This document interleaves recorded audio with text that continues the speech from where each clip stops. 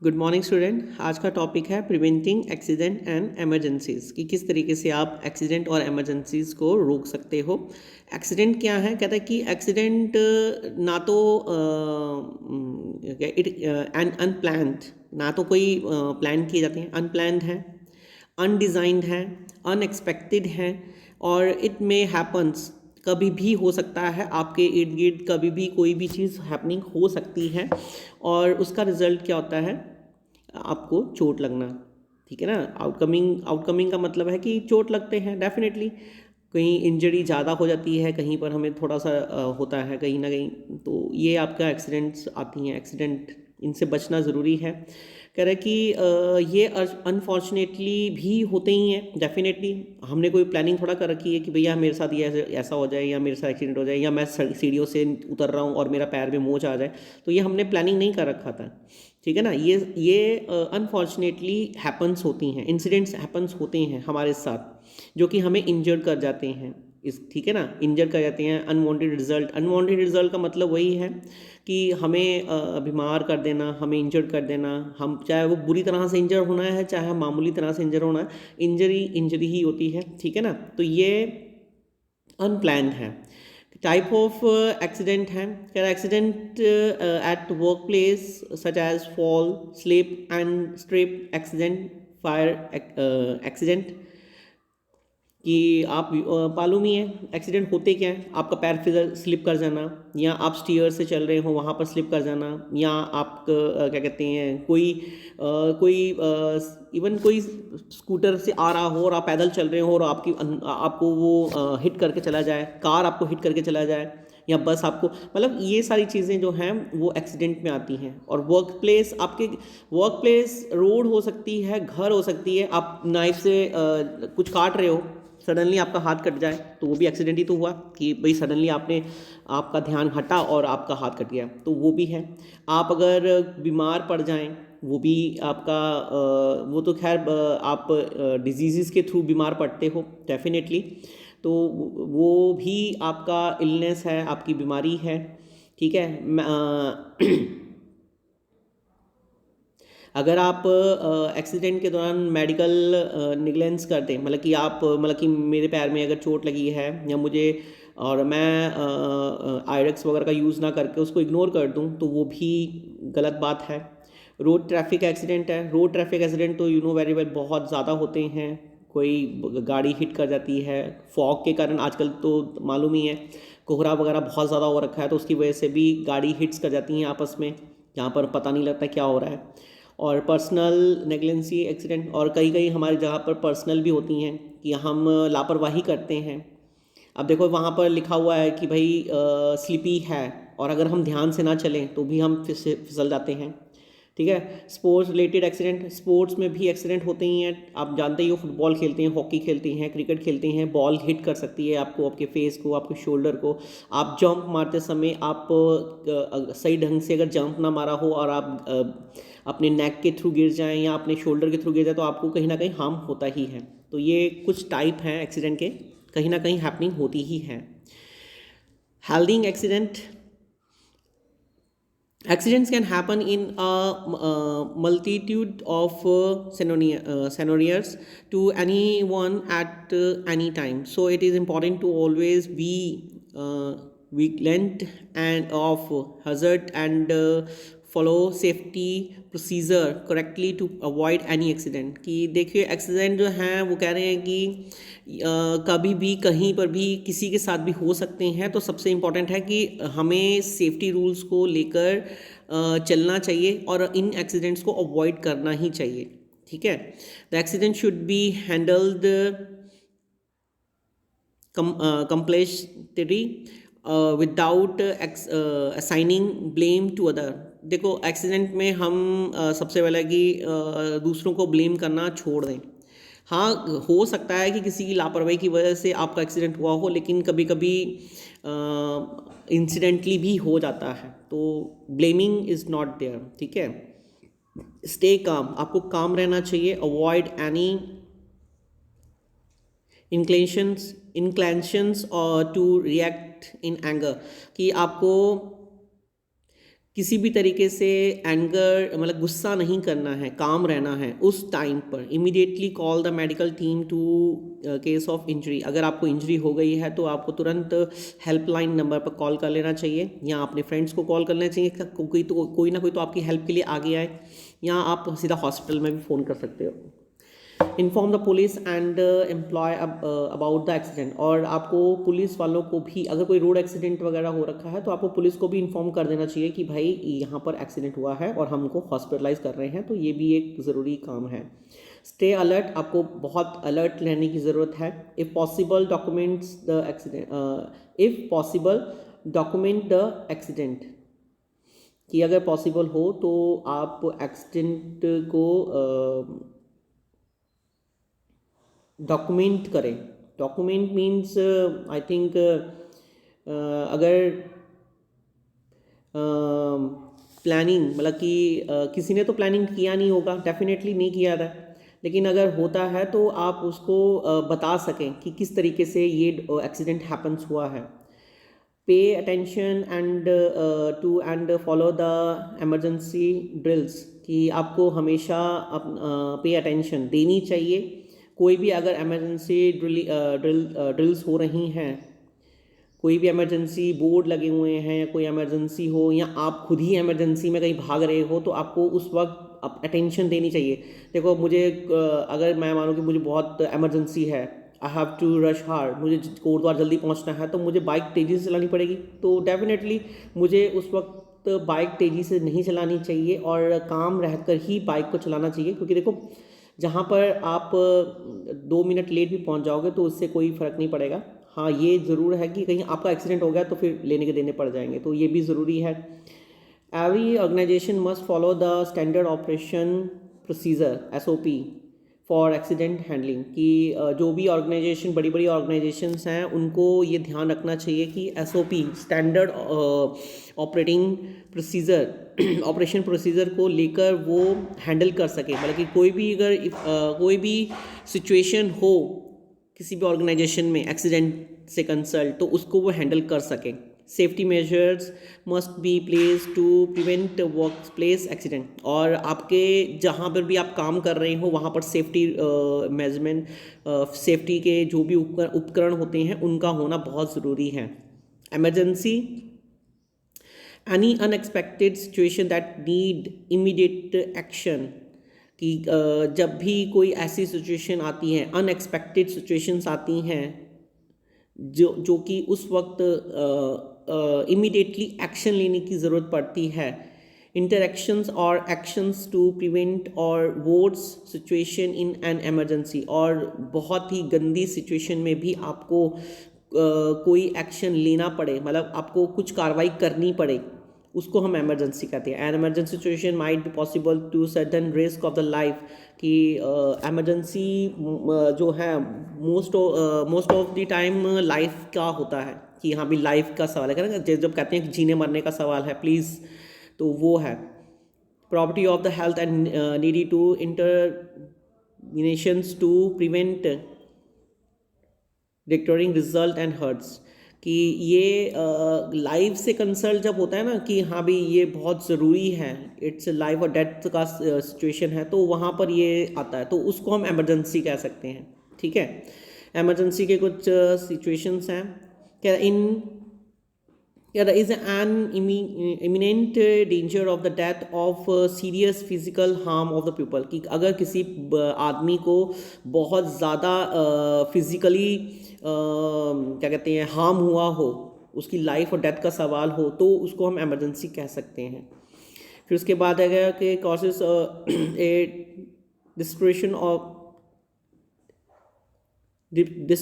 Of formal operation caused by root strike, fire, natural disaster or any other serious incident, कि कभी इनसे भी consult आपके जो एमरजेंसीज हो सकती हैं, जैसे कि डिज़ास्टर आ जाए, नेचुरल डिज़ास्टर आते हैं, फायर लग जाए, स्ट्राइक हो जाए कहीं पर, तो ये भी आपकी एमरजेंसी हैं। एमरजेंसी में strike you know very well कि भारत बंद है तो सारे के सारे दुकानें, शॉप्स वगैरह सब बंद कर दी जाती हैं, तो ये भी आपका एमरजेंसी में ही आता है।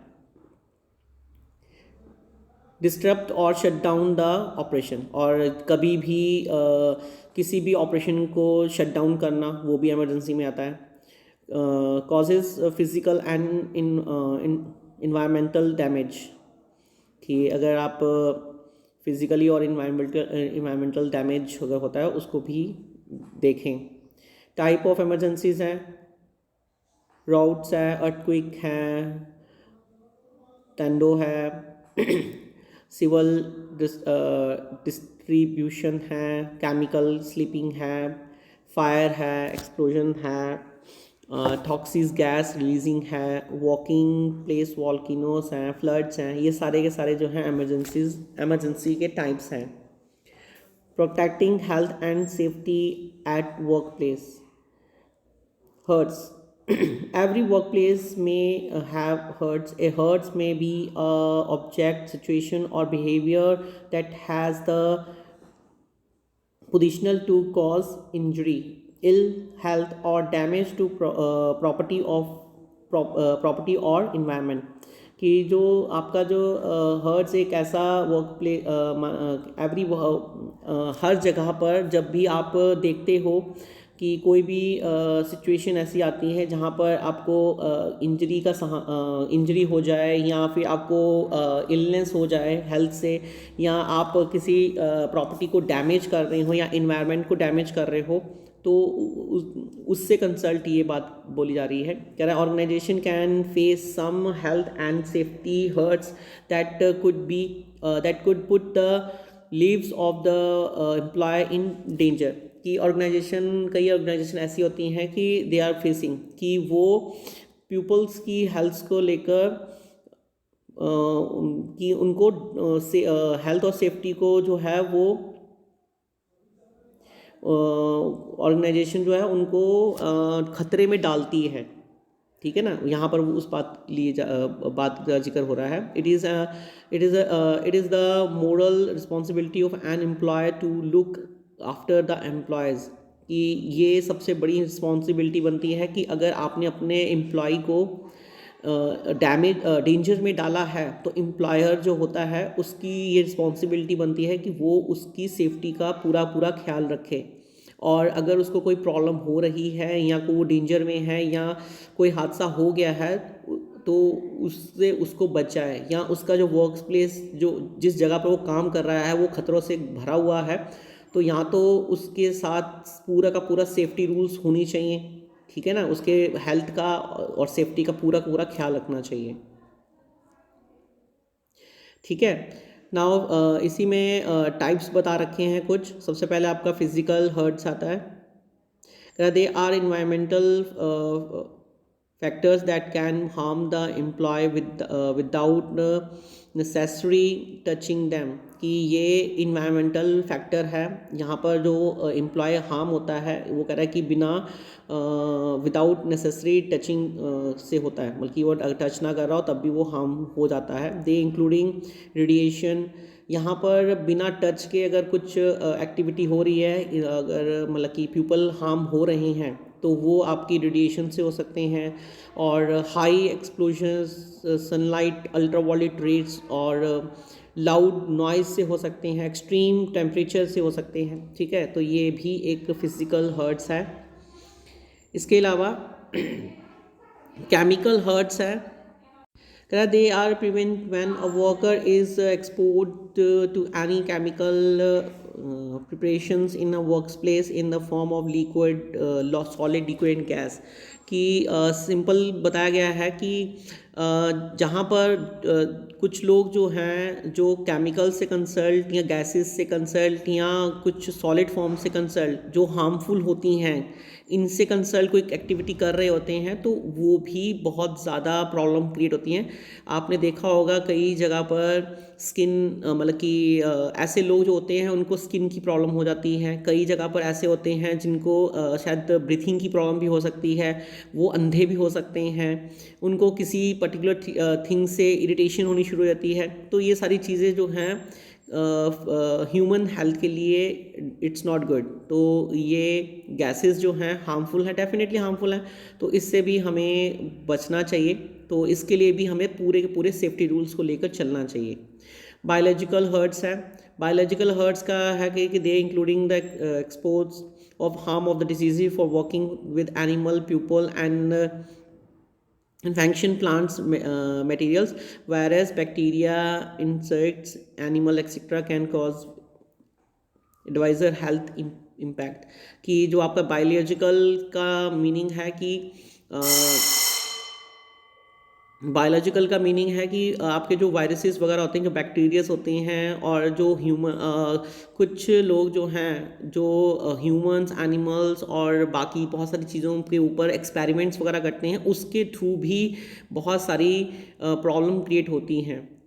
आजकल आप देख ही रहे हो जो बायोलॉजिकल वेपन, ये आपका जो कोरोना है, ये आपका बायोलॉजिकल वेपन ही कहलाया जाएगा, क्योंकि देखो ये वायरस पिछले 2 साल से कॉन्टीन्यूटी में पूरे वर्ल्ड को वो तंग कर रहा है, तो ये आपका बायोलॉजिकल वेपन है। और ये भी देखो बनाया गया है, हर चीज़ जो है उसके ऊपर कुछ अगर होता है तो कहीं ना कहीं वो ह्यूमन हेल्थ के ऊपर इम्पैक्ट डालती ही डालती है।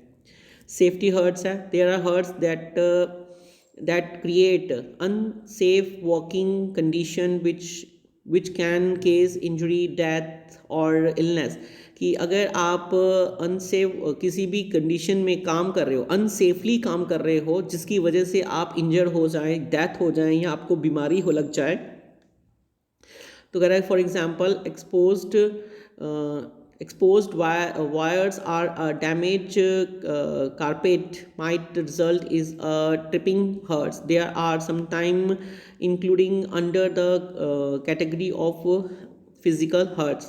कि अगर आप एग्जांपल लें तो एक एक्सपोर्ट वायर है, वो भी अगर और a damage carpet might result, कह रहे उससे भी कहीं ना कहीं आपको बीमारी, सफरिंग करना पड़ सकता है, जिसके थ्रू आपकी जो फिज़िकल हेल्थ जो है वो भी ख़राब हो सकती है। Egromans hurts, they are the result of the physical factor that can cause musculoskeletal injuries। They are hard to spot sign one does not allow immediately notice the straight on one body or the harm that they hurts pause। For example, a poor workstation setup, a work office, poor posture, frequent heavy lifting and excessive vibration। कि physical आपका जो इसके अंदर कह रहे हैं कि अगर they have hard to sport increase one do not allow immediately note. कि कहीं पर अगर आप इमीडिएटली किसी चीज़ को नोटिस ना कर पाएँ अपनी बॉडी के ऊपर, मतलब कि अगर आप हार्म हुए हो और आपको नोटिस नहीं हो पा रहा है कि आप सीरियसली हार्म हुए हो नहीं हुए हो, तो उसकी वजह से भी आपको बाद में प्रॉब्लम हो सकती है। कह रहे कि ऐसे में कि आपको जब कोई फर्दर कोई एक्शंस क्रिएट होंगे, मतलब आप मान लो कि अभी आपको चोट लगी, आपने उस पर ध्यान नहीं दिया और उसके बाद आप सडनली किसी दूसरे काम में, एक्टिविटी में चले गए, और उसमें आपको एक काम करते समय अगर झटका लगता है, कुछ होता है, तो कहीं ना कहीं वो आपको ज़्यादा इम्पैक्ट करेगा। तो यहाँ पर यही है कि एग्जाम्पल में इन्होंने दे रखा है कि अगर कोई वर्क स्टेशन में कह रहा है कि सेटअप है, तो एक ऑफिस सेट किया है, ठीक है, और पुअर पॉस्चर, उसका जो पॉस्चर है वो पुअर है, frequent heavy lifting and excessive vibration है, तो वहाँ पर भी ये सारी चीज़ें प्रॉब्लम क्रिएट करती हैं।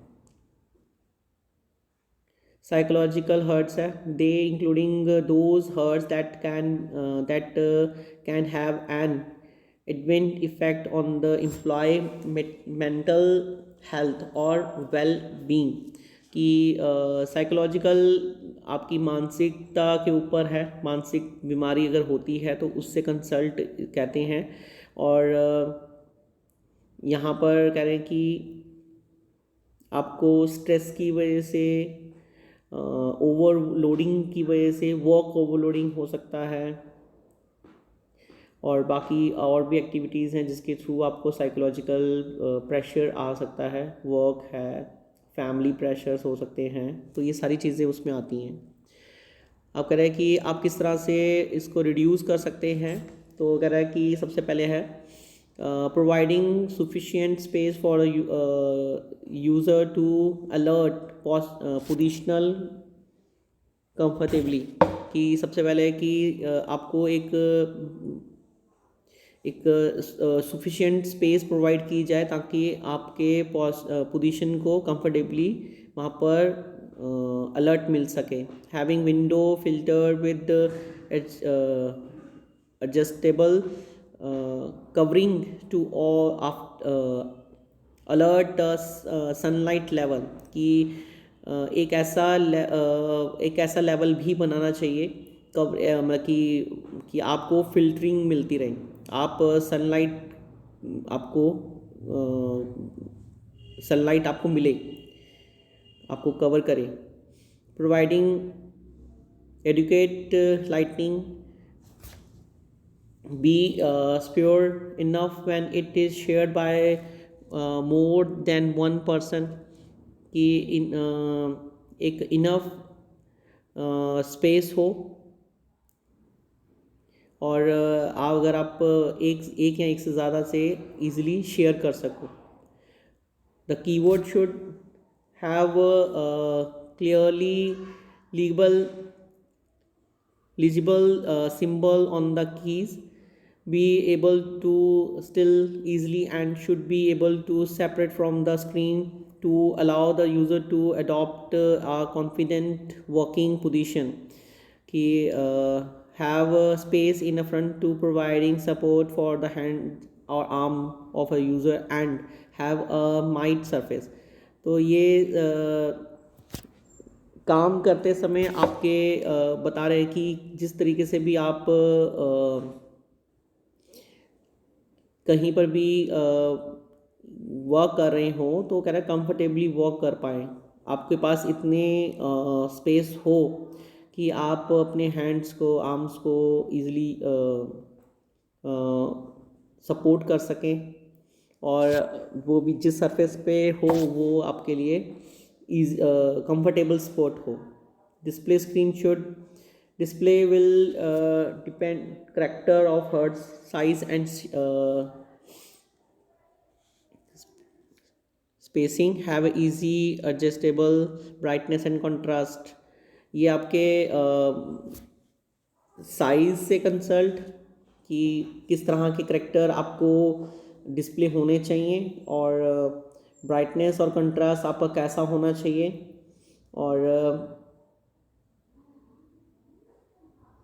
आपका वहाँ पर रिफ्लेक्शन नहीं होना चाहिए, free from glare and reflections, have a stable image, एक स्टेबल इमेज होनी चाहिए, click and easy to use suit user, और आसानी से यूज़र जो है उसको टाइटल कर सके ईज़िली, और have a separate based for screen और एन एडजस्टेबल टेबल, और आपकी जो स्क्रीन है और आपका जो टेबल है वो एडजस्टेबल टाइप होना चाहिए।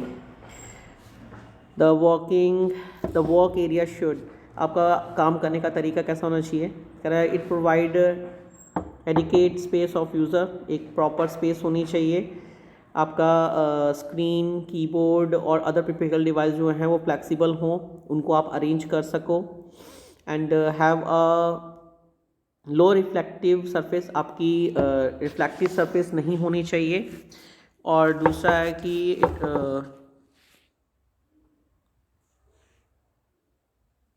और आपका जो क्या कहते हैं कि यहाँ पर have a stable and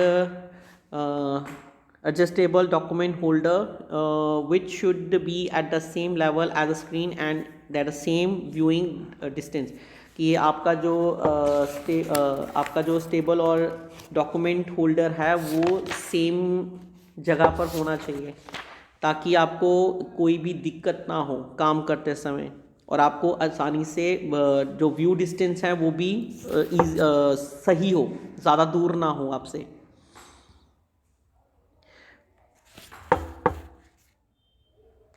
workplace evacuation कह रहा नोबडी एक्सपेक्ट एज एमरजेंसी और डिज़ास्टर, कि कोई भी एमरजेंसी और डिज़ास्टर को एक्सपेक्ट नहीं करता। It may effect the employer, the employees and the business, ये सबको इफ़ेक्ट करता है, चाहे कोई एम्प्लॉयर है, चाहे कोई एम्प्लॉय है या कोई बिजनेस है। Emergency and disaster can strike anyone, कोई भी एमरजेंसी जो है वो किसी को भी स्ट्राइक कर सकती है, ठीक है, anywhere any time. We should be focus to evacuate our company when we least expect it. In the case of emergency there should be a provision of evacuation, कि जब भी कोई एमरजेंसी हो तो उस स्थिति में आपके वहाँ पर इवैक्यूएशन का एक प्रोसेस होना बहुत ज़रूरी है कि किस तरह से किया जाए। Evacuation is the process of empty a place in case of emergency और डिज़ास्टर। इवैक्यूएशन का मतलब होता है कि आप मतलब किसी रूम में हो या किसी मॉल में हो और उस मॉल से अगर बाहर निकलने के लिए आपको कोई शॉर्टकट पता हो, इवैक्यूएशन किस तरीके से आप जल्दी बिल्डिंग से बाहर निकल सके, उसे हम इवैक्यूएशन कहते हैं।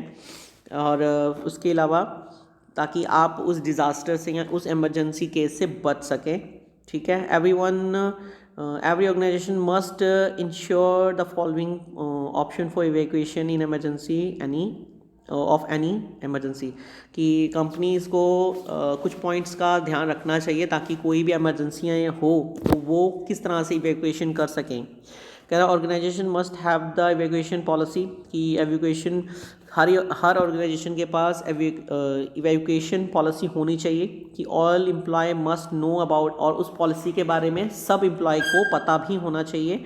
The organisation must have distinct assembly point of emergency. It should ensure that every employee worker know where it is, कि हर एक ऑर्गेनाइजेशन में एक असेंबली पॉइंट एमरजेंसी वाला भी होना चाहिए ताकि हर एक एम्प्लॉय और वर्कर को ये पता हो कि किस जगह पर पहुंचना है हमें, ताकि वहां से वो एग्जिट कर सके।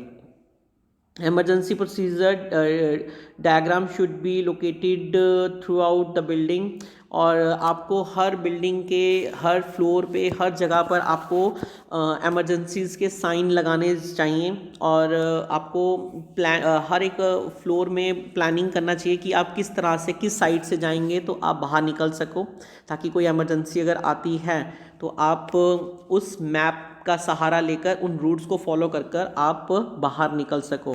इवैक्यूएशन अलार्म, और आपके बिल्डिंग में एक अलार्म भी होना बहुत ज़रूरी है, और उस अलार्म का सब लोगों को ये पता होना चाहिए कि जैसे ही आप उस अलार्म को सुनते हो तो you can exit from the building, आपको वहाँ से बाहर निकल जाना चाहिए। Any person in immediate danger should be exist but only if safe to do so, कि अगर कोई person immediate danger should be assisted अगर होता है तो but only if safe to do so, अगर वो सेफ है तो ही वो किसी की हेल्प करने के लिए कोशिश करे। फिज़िकली इम्प्रेस, और आपका मेन है जब इवैक्यूएशन हो, जब एमरजेंसी हो, उस टाइम आपका जो दिमाग है फिज़िकली मेंटली आपको स्टेबल होना चाहिए, क्योंकि भागदौड़ी में हम लोग अपना ही नुकसान भी करते हैं that time. The organisation should make sure that everyone fact is accordance with the directions given by the emergency control personally and evacuate the building immediately, कि जो ऑर्गेनाइजेशन है it should make sure that everyone, सबसे important है कि जब सब लोग बाहर निकल जाएं तो कंपनी ऑर्गेनाइजेशन को ये क्लियरली होना चाहिए कि हाँ भाई कोई भी बिल्डिंग के अंदर नहीं है, उसका ध्यान रखना चाहिए। तो ये सब कुछ है। In a fire employ should not use the lift, और जब भी कोई भी प्रॉब्लम आती है बिल्डिंग के अंदर तो लिफ्ट का यूज़ नहीं करना चाहिए, आपको स्टेयर्स का यूज़ करना चाहिए नीचे या ऊपर जाने के लिए। Employ should move calmly to be nominate evacuation assembly area and not leave it until the all clear has been given, कि एम्प्लॉय को कामली रहना चाहिए और साथ में जहाँ पर वो असेंबल हो रहे हैं उस एरिया को लीव नहीं करना चाहिए जब तक कि उनको प्रॉपर नॉलेज ना हो कि हाँ भी सब सुरक्षित है और अब वो जा सकते हैं। Everyone must follow the instruction, हर एक को एमरजेंसी की जो सर्विसेज के जो पैनल्स हैं उनके इंस्ट्रक्शंस को फॉलो करना बहुत ज़रूरी है। Employ should stay away from the building until it's safe to return, और सबसे इम्पॉर्टेंट है कि जब तक कि उस बिल्डिंग को सेफ़ घोषित नहीं किया जाता कि हाँ भी अब ये सेफ़ है, तब तक उस बिल्डिंग से उनको दूर ही रहना चाहिए। Produce evacuation drill should be conducting, कि आपको कभी भी एक मतलब कि मंथ में एक बार जो है वो एमरजेंसी ड्रिल लेना ज़रूरी है। We need to save our life and we can be helpful to save anyone else life too, आपको अपनी लाइफ तो सेव करनी ही करनी है और अगर आप हो सके तो दूसरों की लाइफ भी सिक्योर कर सको। और आपको जब ये ड्रिल्स हो तो आपको प्रॉपर ध्यान देना बहुत ज़रूरी है। Healthy live, A popular saying goes a healthy body has a healthy mind, आपको मालूम ही है कि एक तंदुरुस्त बॉडी में ही एक तंदुरुस्त दिमाग रहता है। A healthy lifestyle is important for everyone, सबके लिए हेल्दी लाइफस्टाइल जो है बहुत इम्पॉर्टेंट है। When we work after the physical health we feel better and more relax and are better able to cope with things. A healthy lifestyle is not achieved overnight, कि देखो सबसे important है, देखो healthy life सबको चाहिए होती है, इससे हमें बेटर फील होता है और हम जो है एक बेटर थिंग्स कर सकते हैं। और हेल्दी लाइफ जो कह रहे हैं कि ओवरनाइट रातों रात नहीं बनती है, इसके लिए आपको स्ट्रगल करना पड़ता है, बहुत काम करना पड़ता है। आपको फिज़िकल एक्सरसाइज हेल्दी, ठीक है, following healthy habits will make your body and mind get the rhythm, कि कुछ नीचे के जो पॉइंट्स दे रखे हैं उनके थ्रू आप अपनी बॉडी को रिदम में ला सकते हो, अपने माइंड को सेट कर सकते हो। इसके लिए उन्होंने कहा है कि क्या आपको अचीव करना पड़ेगा। यहाँ पर कह रहा है कि healthy lifestyle include a balance diet and healthy eating habits, आपको बैलेंस डाइट और हेल्दी फूड लेना चाहिए। स्टेइंग हाइड्रेट, फिजिकल एक्टिविटीज़ करनी चाहिए, सोशल एक्टिविटीज़ करनी चाहिए, स्ट्रेस मैनेजमेंट करना चाहिए आपको, एक हेल्दी माइंड होना चाहिए आपका, गुड क्वालिटी स्लीप होनी चाहिए और इन्जॉय फ्री टाइम करना चाहिए आपको, और एनीथिंग पॉजिटिव रखना चाहिए अपने आप को हमेशा, और गोल सेटिंग करना चाहिए। इन सब सारी थिंग्स को लेकर आपका मतलब कि हेल्दी माइंड और हेल्दी बॉडी हो सकती है।